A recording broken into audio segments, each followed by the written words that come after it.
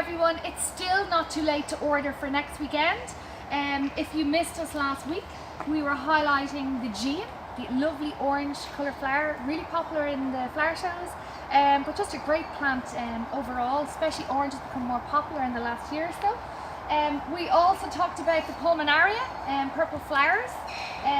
But I really love, I know I've mentioned it before, but Tiara is just about to open, the lavender tiara.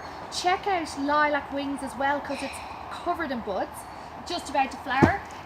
This week we have Dicentra spectabilis, really nice and bushy.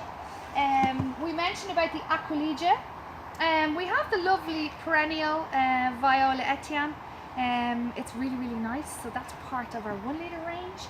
Also Rhodanthemum, as you can see here, is coming into flower. What else? Oh yeah, the Erissimum Super Bowls Mauve has got a lot, become very popular in the last week, particularly on my travels. It's a dwarf form of Bowls Mauve. Speaking of Erissimum Bowls Mauve, these are absolutely fantastic at the moment, just at the right size, not leggy, just about to open. So have a look at our top 10 on the list, and as I said, it's still not too late to order for this weekend.